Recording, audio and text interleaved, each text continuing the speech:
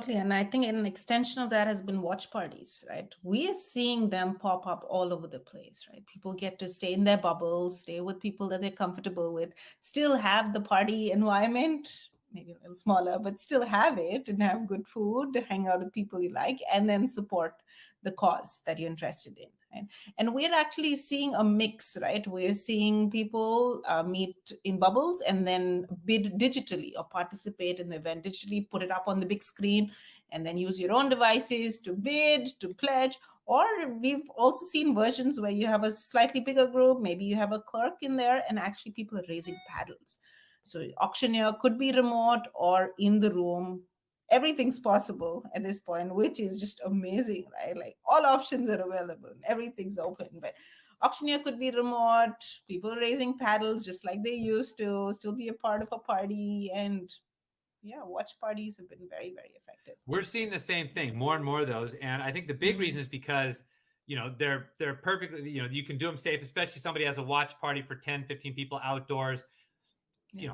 It's not risk free, but I think a lot of folks who are still very worried about COVID say that's an acceptable risk that we can handle.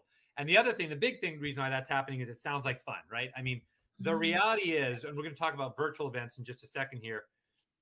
Needy might not totally agree with me with this, but the reality is virtual events, it's the days where people in Needy's position and my position were saying, hey, virtual events are just as fun as in-person events. I mean, who are you kidding, right? I mean, they're effective, they work, they'll make you money, they do their job. They don't have to be horrible, but the reality is people can't wait to get back in person with friends, and going to a friend's party, to watch a virtual event, but with, 4 other couples sounds like fun. And so I think people are getting really fired up about that.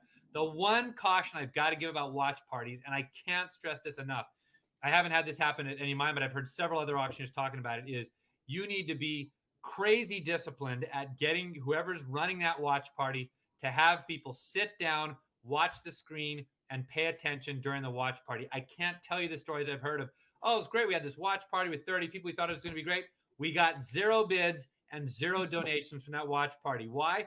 Because everybody's at the watch party and the host turns on the TV and nobody's watching it, right? At a live event, you can't help but sort of focus people. You shut down the bar, you do everything else. There's nothing for people to do but sit there. They can chat amongst themselves, but the stage and the auction, everything is big. It's hard to miss.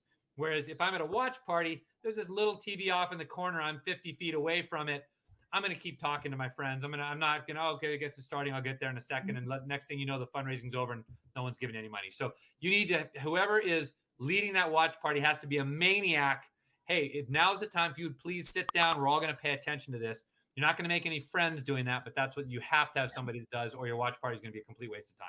And I think that's where also having a tight run of show helps, right? So as an organization, if you decide, hey, we're going to start at 7 o'clock and the fundraising starts at 7:20, right? So if all the hosts know, yes, they can gather up everybody and then they can be focused. We're going to be done in about 20 minutes and then the party can continue, right? So I think even from like planning purposes and communication, it can just be a lot more effective. Totally agree. So that's sort of a version of a hybrid, as we're calling it. What about virtual auctions? So obviously, that's where, Paybee can handle any one of them, but Paybee's obviously really established itself as one of the leaders through virtual auctions. And this is where Needy, and I might have a little bit of a different, thought, Needy, what are you seeing in the virtual auction world? Like with virtual auctions, are people converting their in-person events to virtual? Are you having a lot of that right now? So we are. It has been mixed. And a lot of them are going hybrid, right? Just to be safe, so that hey, maybe we can still have our in-person portion as well, and then virtual is where everybody can join, right? Everybody can join. And again, what I was talking about, expanding the audience, it just gives you so much more ability to reach out to everybody. Sure. Yeah, virtual. I would say hybrid at this point. I'm all for hybrid. Everybody, I think, should plan a hybrid, but. Right. And that's where you and I probably differ in opinion a little bit. I think it really depends on the organization. That's where Needy or I can really help you figure out, does hybrid make sense for us? I think for some groups, it's a spectacular idea. Other groups, figure out what you are. Are we a virtual event or are we an in-person event?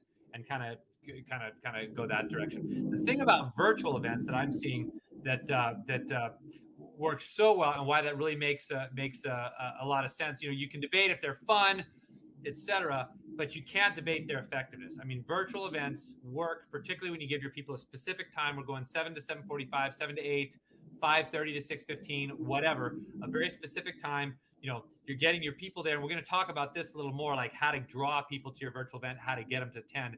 That's coming up in just a second. But what I'm saying is you cannot debate their effectiveness, especially at the next net level. I mean, the one thing about virtual events is they are so inexpensive, so easy to put on, and so easy to convert. If we're thinking you're going live, either indoors and outdoors, now you're like, our people aren't comfortable, let's go to virtual. Converting is ridiculously cheap, ridiculously easy, and you can do it, up till almost even the very end.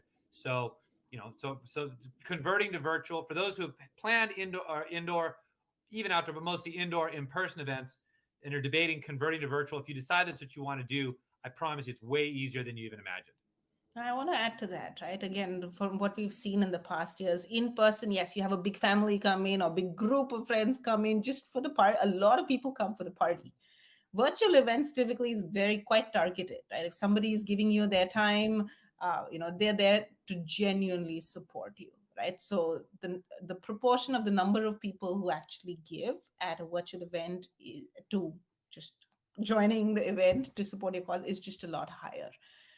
So totally agree with you on the effectiveness portion completely. Yeah, that's very true. We're going to talk a little bit more about that. Is all right. How do you maximize the effectiveness of your virtual event? And that's something that's going to be one of the biggest takeaways from here that I'll get to in just a second. So, okay. So I guess if all else fails, last option. Yes, the last choice is postpone.